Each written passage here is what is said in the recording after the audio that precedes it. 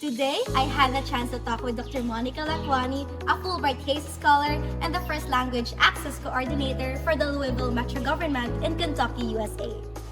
She also currently teaches English at the Jefferson Community and Technical College. She is a professional individual who continuously strives for inclusivity in communication. We talk about the ongoing cultural exchange project between the first-year college students at JCTC and our grade 12 HUM students here at JRI Orani. I personally found our conversation really inspiring and learned how other people put much effort trying to overcome various communication barriers for the betterment of human connection. In this interview, we will be motivated to relate with more people, amplify their voices, and share their stories with our community. All of these magnified under the spotlight by the Rizalite. So here's the exchange.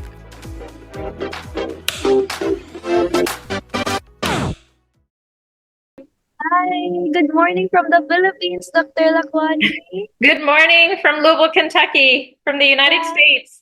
Well, actually, it's evening here. Oh yeah, good evening from there. Yes. Thank you so much for giving us your time, for accepting this invite and allowing this interview to happen. It is such an honor for me. And for me too. Thank you for having me. Thank you so much. It is our pleasure, honestly. So, before we start, allow me to introduce myself first. I am Haidy Phey Santos, a 12th grader here at Jose Rizal Institute, Arani, and I am under the STEM strand, which is the Science, Technology, Engineering, Mathematics strand, and I am also the editor-in-chief of the Rizalite, the official school publication of JRI Arani. And once again, it's nice to meet you, to talk to you here. It's my pleasure. Yeah. And let me just add that despite being a part of the STEM strand, I am very, very excited and beyond willing to learn more about you and about this program.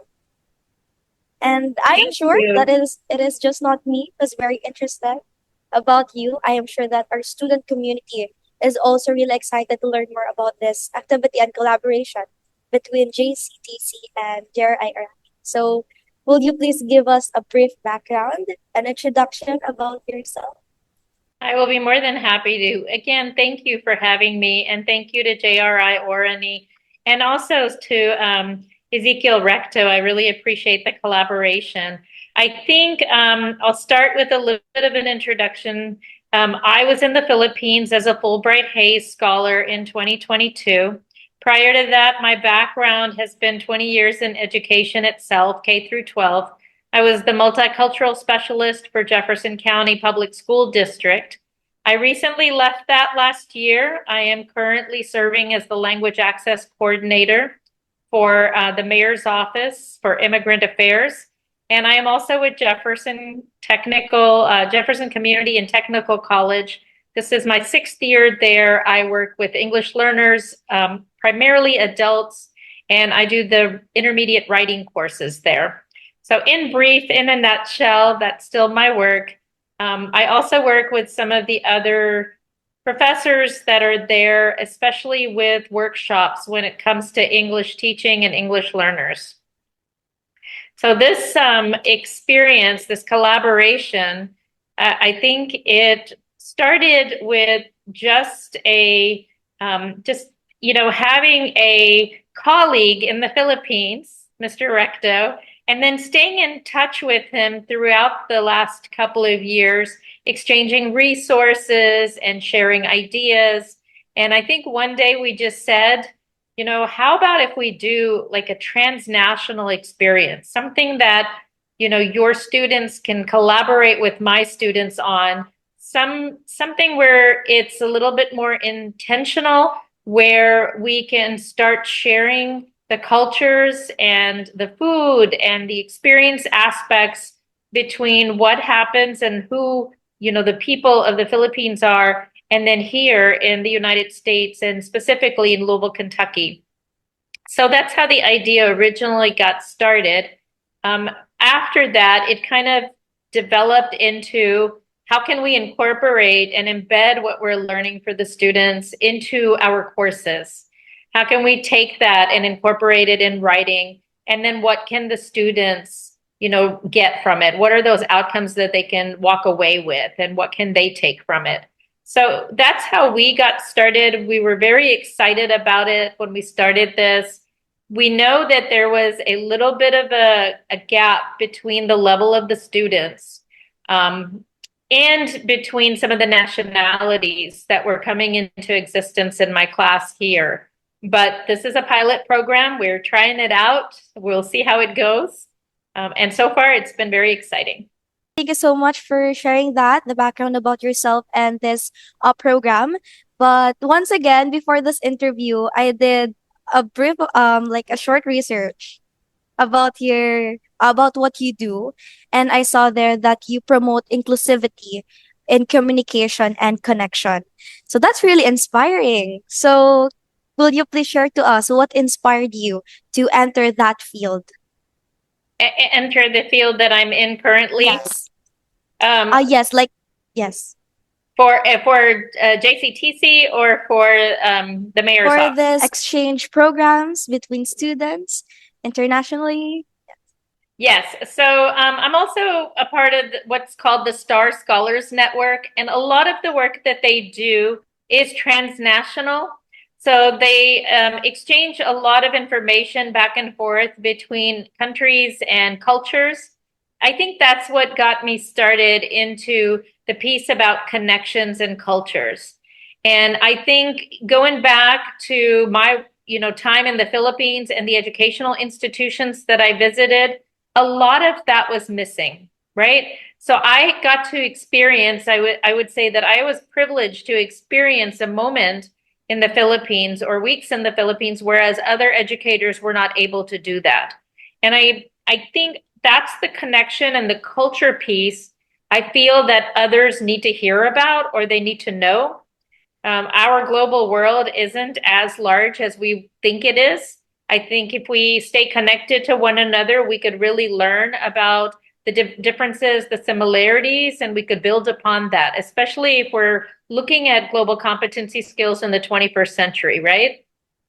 And I think that's what inspired me is the work that the Star Scholars do and the work, the transnational work that occurs with the members of that organization. That's one of the reasons I think that this is working for us. You have to have a willing Wonderful. partner, and it has to be a give or take on both sides. And I'm able to do that with Mr. Recto. Wonderful. And that inspiration brought us this program that Yes. we are very, very excited to learn more about. So I guess it's time to start now to learn more about this. Yeah. Okay. Okay. So we understand that we have this exchange program titled Transnational Student Experience, exploring the U.S. and the Philippines. So will you please share to us how did your students react when they first knew about it? So when my students first heard about the project, and when I shared with them what this was going to look like, what the exchange would be, I think a lot of them were not sure what to expect. The initial reaction was some excitement, but also some apprehension. They were not sure how others would see them. They were a little self-conscious about their own English levels, their own knowledge of the Philippines and the culture there. And then to be able to have that exchange with students who are also studying, right, in another world. I think a little apprehension comes with the not knowing piece of who these students are and who am I going to be paired with? Will I have anything in common with them, and what can we talk about? So those were our initial reactions from my students. I remember that when I first said, okay, we're going to write these letters, they all looked at me and said, I don't know them. And many of them were like, how do we start this letter? What are we going to say to them? So I think a lot of that had to do initially with the experience piece, right? Of not knowing, again, not knowing a culture, not knowing, who the students were, not knowing what to expect, and then also just making sure that they didn't say anything that was inappropriate. They wanted to make sure that, are we being polite? Are we being respectful? Can I say this? Can I ask this question? So those were the initial reactions my students had. Before I ask on how it has been going on, can you please share to us, or can you walk us through the process on how this exchange is happening between the students? Yes. So initially, what we did was we started out with exchange letters, just with the students introducing themselves to one another. And we were making sure that each student had a partner. We were formulating partners. We were making sure that the introductions were happening and they were able to share a little bit of information about Philippines culture. So some of the students talked about food. I know that many of the students there from JRI Orani were sending pictures in. But at that point, I think we needed to grow a little bit more. Some of the students were feeling like they wanted to connect on a little bit more regular level. And so we set up a WhatsApp group, which was also a huge surprise for some of my students. Some of them used WhatsApp, some of them did not use WhatsApp.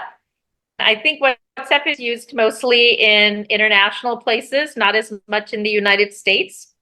So it caught a lot of the students off guard. But once in the WhatsApp group, I had to push a little bit of the messaging so that people would get started and start writing. I think on my end, some of my students are still a little uncomfortable with WhatsApp, but they know that it's there.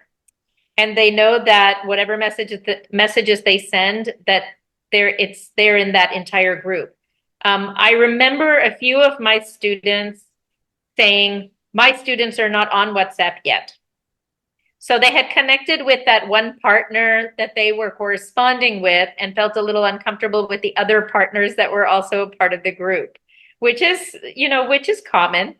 So we've done WhatsApp group, we've done exchange letters at this point. We have also had a Zoom meeting, and that was a little bit challenging.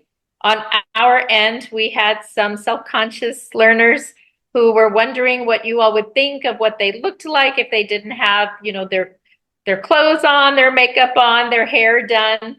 So we had some that were a little bit more self-conscious. What I learned was that here in the United States, they were a little bit more self-conscious of being online in Zoom than most of the counterparts in the Philippines.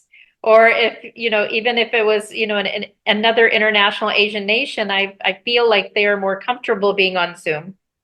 Some of our meetings here on Zoom, many people turned their cameras off for a couple of reasons. One, for bandwidth, and then two, they just don't want to be seen.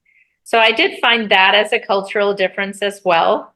But regardless of that, my students are still excited every time they get the letters.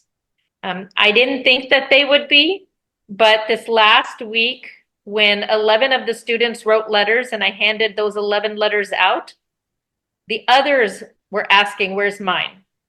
How come I didn't get mine? When you get mine, will you please, Dr. Lakhwani, please email them to me. So I can tell that internally, they're very excited to learn about another culture. Some of the students, when they get letters to say, you look beautiful, or I love the fact that you eat this food, because in this food, we also have something like this, here, and it's called adobo in Philippines. Those kinds of exchanges, to not know somebody and make those connections, I think is very crucial for all the students. I think it's necessary for them to make those transnational connections so that they can have a better understanding of various cultures and the diversity of students that exist, both here in the United States and even globally. I'm hoping that answered your question. Yes, that's my figure actually. And speaking of the diversity that your students have been encountering since this program has started, what are the impacts to your students that you can see now that this program has been going on? Sure. One of the most obvious impacts is the fact that they want to now travel. Students have been, either in Cuba or in places like Burundi or coming from West Africa I've even got a student in there from Arab Emirates. Some of them have traveled to some nations, but now they are looking to broaden their horizon. Some of them want to visit the Philippines. Some of them did not know that there were beautiful beaches there until you all started writing about the beaches and until you all started sending pictures of them. And you have to understand, for my students who are coming from Cuba, and I'll just step back and share with you that our city, Louisville, Kentucky, has the second largest Cuban population. So when they arrive from Cuba, Miami is the largest for our Cuban population, and then Louisville, Kentucky is number 2. So it's Miami, Louisville, Kentucky, and then Las Vegas. So we have a very large Cuban population who is used to having beautiful weather, beautiful beaches.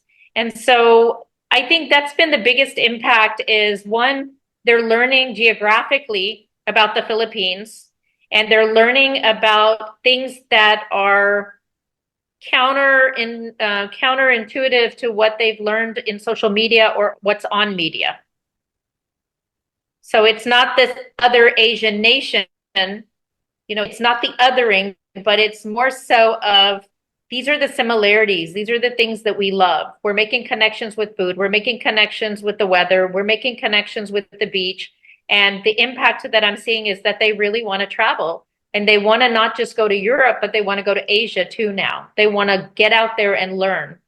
The other impact is also a historical one. Many of the students were not aware that the Philippines was colonized. And so they are learning that as well. And they're learning that some of the words include backgrounds and foundations in Spanish. So I think it's a win-win for them, because if they are expanding their knowledge, which they are not going to just get in a book, I think it's been very impactful for them. Definitely. That's great. That's great. We've been hearing a lot of positive things about this program so far, but just like what you said earlier, you have encountered some challenges. Yes. And I am sure that during the planning, building, and of course the implementing of this program, you have encountered more problems. And one of the things that I'm curious about is that you said that most of your students are adult. Yeah, they are adult. They are the first They're students adults. there. And the participants here in JRI Arani are the grade 12 humanities students. So Correct. would you please share to us or elaborate to us, how did your students perceive the idea of them talking to high schoolers here in the Correct. Philippines? So I'll just share with you that the students are anywhere between the ages of 18 and 45. And we're seeing older adults in college and in universities more and more. For the most part, the younger students, it was just a few years age difference. And so they're not really, I don't think they saw it as a very big deal. I think up to even 28, 29, 30, those students are okay with that. For the students who are like in my late 30s or in 40s, for them, they are surprisingly, just to me, just seeing it as, I have a friend in the Philippines. And I think that's wonderful, because I thought initially that they would see you all as maybe their daughters or their sons, but they are not seeing it like that. They're seeing it as, we have a friend in the Philippines, which is really nice. Really, really nice to see it like that. We have had some challenges. I know that you had questions on those. So every time I've either spoke to somebody in the Philippines or I have taught English there, the challenges have with technology have been on your side over there, right? So in the Philippines, I've always seen technical issues and bandwidth issues or connectivity issues.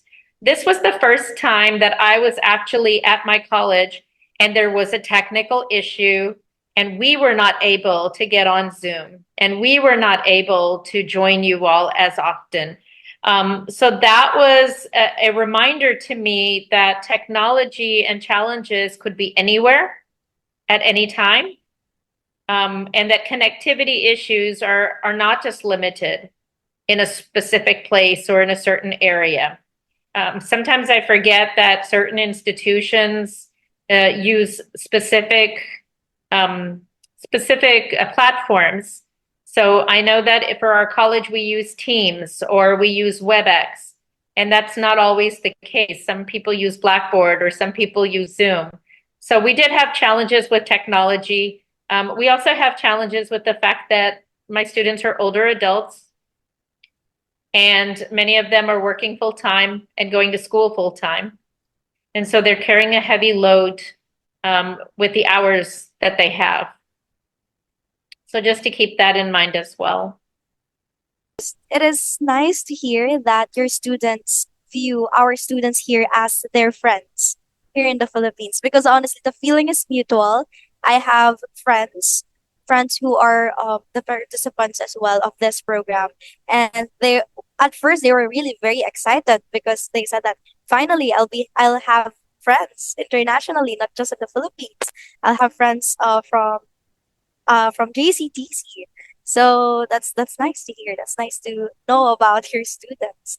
And another thing, regardless on how big and small the problems that you have encountered throughout this program, it's nice to hear that so far you are successfully managing it, and the program has been really successful.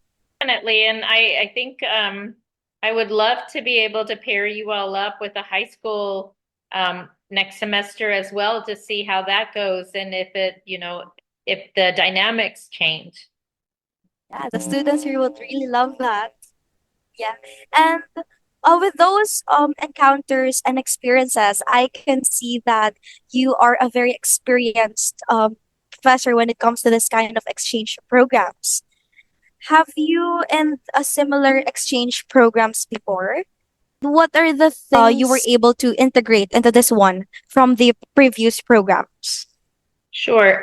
This type of transnational exchange is fairly new to me. This was Oh, the first time that I had actually done this, where the levels were not exactly the same, and it was done in a college setting. In the past, when I have taught middle school, I have done a middle school exchange before where students have written to each other, but it was more like newcomer middle school students writing to more of the mainstream middle school students. So I have done those exchanges. I've even done national exchanges before to where somebody, is teaching in another city. Their classes are having pen pals and student exchanges with mine. I've never done it to the extent where it's a completely different country and we're doing high school and college students. So this is a first that it's transnational like this, definitely. and so far so far it is really successful. So far, it has been very successful. I would Yeah. love to have students from the Philippines in my class to be able to again connect with the Philippines, or I think in the future to even be able to connect with students from countries that are already in my courses. I think that would be a great thing to do down the road. But definitely, this has been a very good experience for both of us. Speaking of our school, the students here, and earlier you mentioned about the uh, Fulbright Hayes Seminars Abroad program. I was Yes. actually so thrilled when I first learned that you came here in our school last 2022. Yes. So, will you please share to us the highlights of your visit? How did you find our province, Bataan, and our school? So we visited quite a variety of schools there. I believe they were 16 institutions in various parts and various cities. Bataan, I felt very connected to for a couple of reasons. My father-in-law was stationed in the Philippines, and he was part of the military, and I never understood that I never understood the concept. I never could fathom or imagine that. I used to see pictures of him all the time, and I used to ask my husband, "Well, where is he?" And my husband would be Philippines, and I would be like, "Where?" And he honestly, I didn't even know where Bataan is. it didn't render in my head until I actually was there and visiting what was previous military sites. And I actually had a chance to take a picture there and send it back to my in-laws and say, this is where Dad was, and this is where I am. And I think just having that photo even reinforced it for the children because they were quite young when he was stationed. And these were in his earlier days before he was married or when he recently married. So he was in his 20s at the time. And it was good to be there, to be able to experience that. So Bataan is a place that I am not going to forget, not just because of the military, but because I was there to learn about the educational institutions as well. So it kind of fit personal goals with my professional goals. So I would love if I have the opportunity again, I definitely will be back. I'd love to be able to see you all, see you in action, and maybe co-teach with Mr. Recto himself. Yeah, and we would love to have you again here in our school. But small Thank world. you. It is a small world, yes, and it's a full circle. One thing I will mention that I know that you haven't had a chance to ask is this was the first transnational exchange for our college, and they actually did a published piece on it that went into the newsletter for the staff. So even there is not a link for others that I could share out, our staff newsletter was able to see that this exchange was happening and that I was very proud of it. And then we also did a write-up in Star Scholars Network so that they also learned about the transnational piece as well. So those were two things that happened on our end in the United States. We're trying to get it published in within the Fulbright newsletter as well. I'll be there at the conference the end of this month, so fingers crossed, and we can share this information out so that we can have more transnational exchanges in the future. So this first program is actually so historic. It's great. And say that it's historic, yeah. Yeah, it's great. And I will tell you, when I was in the Philippines in 2022, I wasn't exactly sure, what the projects would look like and how I would do justice when I came back home. And at that time, I had already promised that I would come back and I would, share some resources out with my district and be able to share some curriculum guide out with my district. And I was able to do both of those. But I never thought that I would do those and then continue sharing my experience in the Philippines with other Fulbrighters. And I never thought that I would continue that. I will share, and I don't know if Mr. Recto knows or not, but we recently applied for a Fulbright grant and had a piloted program for about 6 weeks on language cafes in the city. And the language cafes were also based originally on my Fulbright Philippines experience. So in those cafes, we were able to offer community members various languages and language learning opportunities for adults and for students. So they could come in and learn, Filipino. They could come in and learn Spanish. They could come in and learn Arabic. And that got funded. And so even that, the foundation stemmed from my trip to the Philippines. So I'm very grateful and honored to have had that experience in the Philippines and grateful to the Philippines for just providing me a lot of knowledge base on the culture. I think when I was there, we even got specific cultural background for those refugees coming in from China and immigrants coming in from China, which I was able to weave into a lot of my programs. So this transnational experience with Mr. Recto, again, I didn't think that, this was going to happen when I was in there, in the Philippines in 2022. So I'm very grateful that we've been able to build upon my experiences in the Philippines and share that out here as much as possible. That's been a blessing.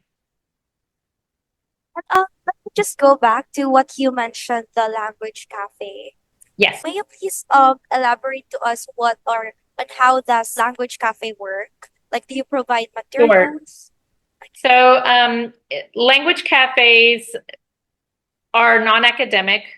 They are set at a certain date, a certain time, individuals, community members can just walk into a cafe. They're designated immigrant-owned cafe shops, so it's benefiting our immigrants and our immigrant entrepreneurs. The facilitators who are facilitating the languages are also native speakers and immigrants. And so it is benefiting them as well, because again, it's increasing the economy, providing them with those opportunities of work. But community members can just come in.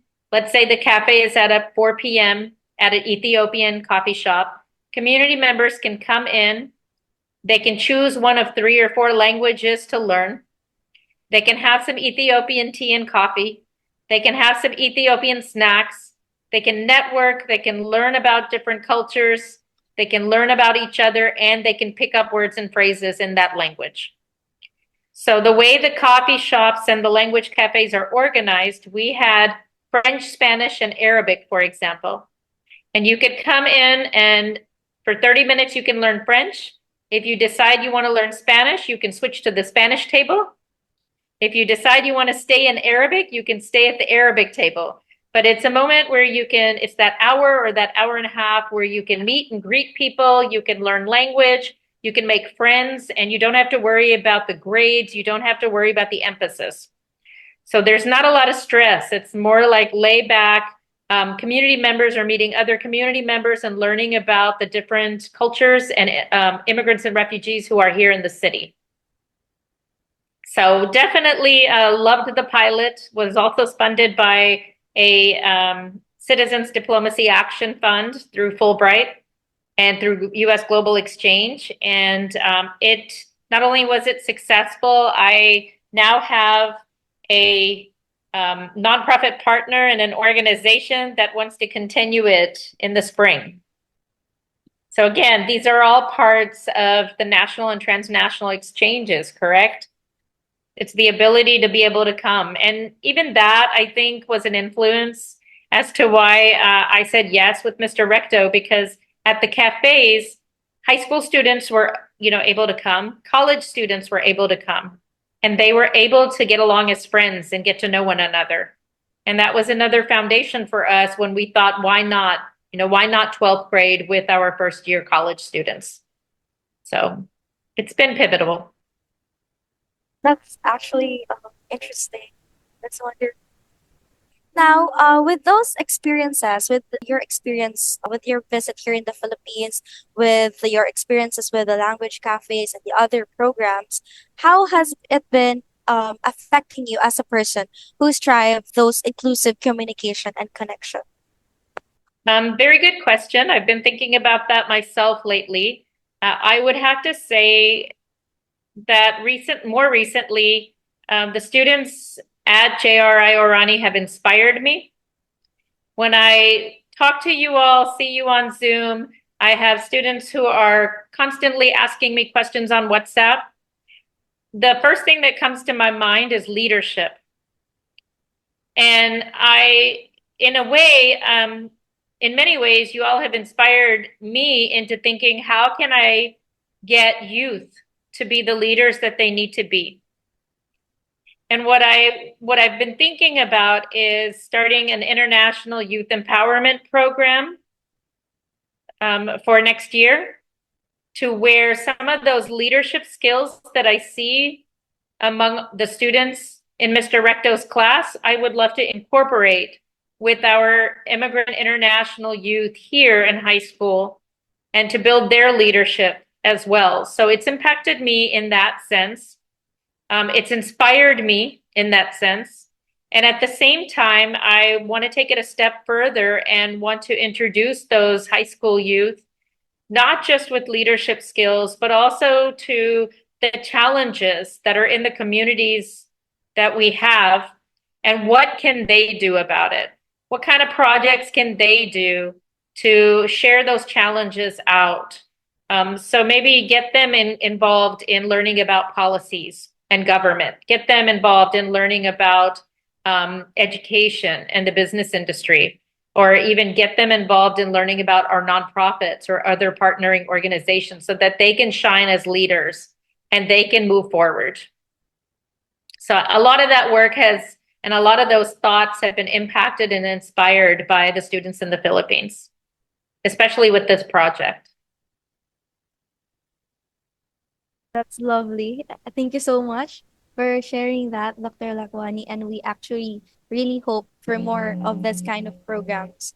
Yeah, to of course integrate what you said, to make the students learn policies, to learn to teach them leadership, to find themselves more, and yeah, to integrate those things. I don't want to end this interview yet, but we're on the last part of our interview. For the last question, what do you wish to accomplish with this communication and connection between the Sure. JCTC students and the students here at JRI Orani? What do you want them to take away from this program? I think the first thing that I would want them to embed in their lives is to meet different people, to start looking at people with a different perspective. Sometimes we stay in our own groups and circles, and we tend to stay in our own language or cultural groups, and we tend to become friends with them. We tend to look for them. So one of the things that I've shared with my students is, and I'm going to even share this with your students there, is to start thinking about who your neighbors are, who you hang out with, who are your friends, who your doctors are, who do you regularly visit. Look to the left of you, look to the right of you, who do you see? And if you're seeing the same person, then it's time to expand your horizons and start looking for other people, to start learning about other people, and to start having a different perspective as to how you see them. And I think that would be what I would want my students to take away, so that they are not always looking at what media portrays or how individuals are portrayed on TV, but to start expanding their kind of lives and their world, so that they are meeting people who are different and who have some similarities, and where they are learning about new foods and new cultures, and where they want to go and experience and travel new places. I think that's what I would want them to take away. And I am sure that it will be a success. They will learn those things, and as well as our students here, they will learn those things, expanding their horizon, knowing more people, and Yeah. understanding more culture. Yeah. Yes, definitely. And then, I'm always here. If any of you ever need a reference or need to ask a question, you all know how to get a hold of me. I'm more than happy to assist. Thank you. Thank you so much, Dr. Lakhwani. Thank you. much. Thank you Once for this again, opportunity. yeah, it is my honor to talk to you. Thank you so much for sitting down with us to talk more about this program. You inspired me, and I'm sure you will inspire more people who will watch this interview with you. Thank you so much. I And we appreciate it, hope, Heidi. yeah, we hope to see you again here at the Definitely. JRI soon. Anytime, anytime.